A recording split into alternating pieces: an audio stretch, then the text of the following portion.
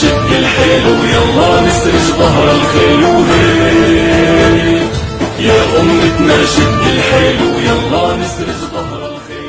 یہ 13ویں صدی عیسوی کا آغاز تھا جب دنیا کو تاتاری فتنے کا سامنا کرنا پڑا، جس کی قیادت چنگیز خان نامی ایک سفاک شخص کر رہا تھا، جس نے اپنی جمع مردی اور خوئے ستم کی بدولت دنیا پر ایک دھاک بٹھا رکھی تھی، اور تاتاری فوج ہر طلوع ہونے والے سورج کے ساتھ کامیابی سے معرکے سر کر رہی تھی۔ یہ وہ دور تھا جس نے کئی ایک طاقتور سلطنتوں کا بھرم بیچ چوراہے کھول کر رکھ دیا تھا۔ لیکن ہم اس ویڈیو کے لیے آج کردستان سے آغاز کریں گے، جہاں تاتاری فوج نے بدترین قتل عام کے بعد جب کھوپڑیوں کے مینار تعمیر کیے تو ایسے سفاک زمانے میں چرواہوں کے ایک قبیلے نے اپنے سردار سلیمان شاہ کی قیادت میں ہجرت کر کے موجودہ ترکی کو اپنا مسکن بنا لیا، جہاں سلجوق خاندان کے حکمران سلطان علاء الدین کی حکومت تھی، جو خود بھی اس وقت رومی یلغار کی زد میں تھا۔ اس نے انہیں غریب الوطن سمجھتے ہوئے رہنے کے لیے ایک جاگیر بخش دی، لیکن وہ نہیں جانتا تھا کہ قدرت نے ان کی صورت میں اسے ایک جنگجو حلیف دے دیا ہے۔ ناظرین، آپ دیکھ رہے ہیں یوٹیوب کے اس چینل اسپریڈ دی اسلام کو، جس نے آج کی اس زیر نظر ویڈیو کے لیے ارطغرل غازی اور اس کی اولاد کو موضوع بنانے کی کوشش کی ہے، جس نے آگے چل کر مسلمانوں کی عظیم سلطنت عثمانیہ کی بنیاد رکھی۔ لیکن اس کی تفصیلات جاننے سے قبل ہم حسب دستور چینل پر نئے آنے والے دوستوں سے درخواست کریں گے کہ وہ چینل کو سبسکرائب کر کے ہماری حوصلہ افزائی ضرور فرما دیں۔ ارطغرل غازی کی پیدائش 1188 عیسوی میں ہوئی اور وفات 1280 عیسوی میں۔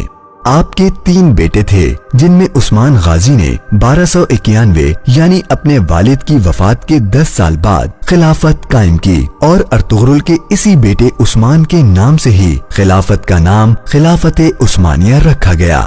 آپ کی نسل سے آگے جا کے سلطان محمد فاتح رحمت اللہ بھی تھے، جنہوں نے 1453 میں قسطنطنیہ فتح کیا، اور اسی پہ حضور صلی اللہ علیہ وسلم کی پیشن گوئی پوری ہوئی۔ ارطغرل غازی کا تعلق قائی قبیلے سے تھا، اور آپ کے والد کا نام سلیمان شاہ تھا۔ آپ کے 3 اور بھائی تھے۔ آپ کی والدہ کا نام حائمہ تھا۔ آپ کی شادی سلطان علاء الدین کی بھانجی حلیمہ سے ہوئی، جس سے آپ کے 3 بیٹے ہوئے۔ آپ کا قبیلہ سب سے پہلے وسط ایشیا سے اناطولیہ آیا تھا، جہاں سلطان علاء الدین سلجوق سلطنت کے سلطان تھے، اور یہ سلجوق سلطنت کا علاقہ سلطان الپ ارسلان نے 1071 میں بعض نتینوں کو یعنی جنگ ملازکرد میں عبرت ناک شکست دے کر فتح کیا تھا۔ کتب تواریخ کے مطابق جب آپ اپنے 400 جنگجوؤں کے ساتھ اناطولیہ جا رہے تھے تو وہاں انہوں نے دیکھا کہ 2 فوجیں آپس میں لڑ رہی ہیں۔ ایک فوج جیت رہی تھی اور دوسری فوج شکست کھانے کے قریب پہنچ چکی تھی۔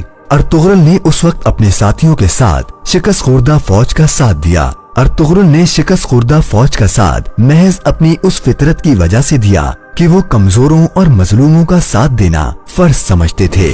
انہوں نے یہ جاننے کی کوشش نہیں کی کہ یہ فوج کون سی ہے اور اس کے بدلے کیا انعام ملے گا۔ ارطغرل کے حملے کے بعد جیتی ہوئی فوج شکست سے 2-4 ہو گئی، اور جو فوج ہار رہی تھی وہ جیت گئی۔ اس طرح جنگ کا پانسا بدل گیا۔ ارطغرل نے جس فوج کا ساتھ دیا تھا وہ سلجوق سلطنت کی فوج تھی، اور سامنے منگولوں کی فوج تھی۔ بعض مورخین نے صلیبی فوج لکھا ہے۔ بہرحال سلجوق سلطان علاء الدین نے ارطغرل کی اس بہادری سے خوش ہو کر انہیں سوغوت کا علاقہ جاگیر کے طور پر دے دیا اور اپنا سردار اعلیٰ منتخب کیا۔ وہاں آپ نے صلیبیوں کے ایک مضبوط قلعے کو فتح کیا جو حلب کے قریب تھا۔ اس کے بعد منگولوں کی یلغار قریب ہوئی تو ارطغرل غازی نے منگولوں کے ایک اہم لیڈر نویان کو شکست دی۔ نویان منگول بادشاہ اوگتائی خان کا رائٹ ہینڈ تھا، اور اوگائی خان چنگیز خان کا بیٹا تھا۔ معزز خواتین و حضرات، ارطغرل غازی نام ہے اس جواں ہمت شخصیت کا جس نے اپنے کردار و عمل کے ذریعے بیک وقت نہ صرف اپنے عہد کے عیسائیوں بلکہ دامن اسلام کی آستینوں میں چھپے ہوئے غداروں سے بھی جنگ کر کے ان پر فتح پائی، اور بالآخر اس کے فرزند ارجمند نے اس عظیم سلطنت کی بنیاد رکھی جو دنیا میں 600 سال سے زیادہ تک مرکز اسلامیہ کی علامت رہی۔ नाजरीन, ये वो अहद था जब सल्जूक सल्तनत का अहद शबाब अब आलम पीरी से गुजर रहा था और मुख्तलिफ सूबे अपनी आजादी का ऐलान कर चुके थे। लेकिन काई कबीले के इस सरदार अर्तुगरुल गाजी के खून में जो खुए वफादारी थी वो हर आजमाइश में कायम रही और उसने कभी भी अपने मोहसिन सुल्तान अलाउद्दीन से बगावत का गुनाह न किया। यही वो दिन थे जब 1258 में हलाकू खान ने खिलाफत बगदादिया पर हमला करके उसको तहस नहस कर दिया, जिसकी बदौलत आलम इस्लाम की मरकजियत खत्म होकर रह गई। लेकिन फितरत की चालें अपनी और जुदागाना होती हैं। सो इसी साल अल्लाह ने अर्तुगरुल के घर उसके साहबजादे उस्मान की शक्ल में एक नई रूह भेजी, जिसने अपनी आवाइल उम्री में ही ये महसूस कर लिया था कि मुसलमान हर गुजरते दिन के साथ जवाल आशना हो रहे हैं। वो जान चुका था कि सल्तनत सल्जूक सदियों के सफर और रोमियो से जंग के बाद कमजोर हो चुकी थी और दूसरी तातारी यलगार एक ऐसा तूफान था जिसको रोकना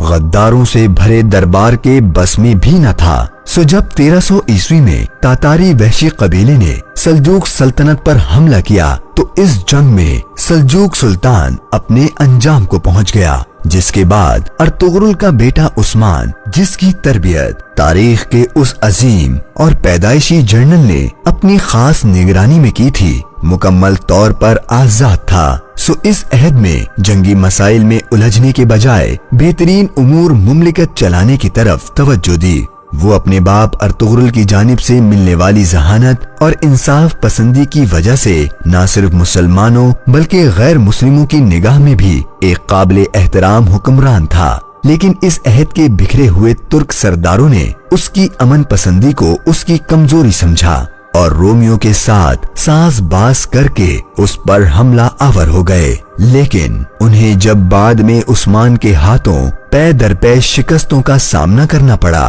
तो उन्हें ये एहसास हुआ कि ये उनकी सबसे बड़ी भूल थी और अब एक एक करके सब किलाजात उनके हाथों से निकल रहे थे, जो कल की सल्तनत उस्मानिया का एक बावकार आगाज साबित हुए। और फिर चश्मे फलक ने वो वक्त भी देखा जब कुस्तुनतुनिया यानी मौजूदा इस्तांबुल पर भी परचमे इस्लाम लहराने लगा और अब ईसाइयों को इस बात का यकीन हो चुका था कि वो अकेले कभी भी इस मर्दे मुजाहिद का मुकाबला नहीं कर सकते। तो उन्होंने अपनी हजीमत का बदला चुकाने के लिए तातारियों से मदद मांगी, जिस पे अर्तुगरुल के इस अजीम बेटे ने अपने जवां साल साहिबजादे और खान, जो कि वली अहद का मनसब रखता था, उसके मुकाबले के लिए भेजा।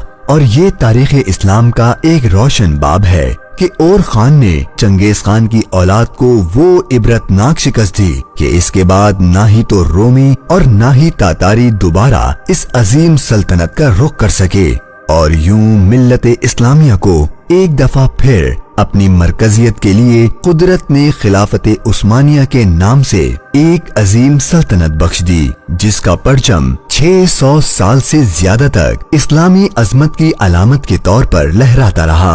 और बिलाखिर 20वीं सदी के अवाइल में पहली जंग अजीम के बाद आखिरी खलीफा हमीद सुल्तान के जमाने में इसकी सांसें उखड़ गईं और इत्तेहादियों ने खिलाफत का खातिमा कर दिया।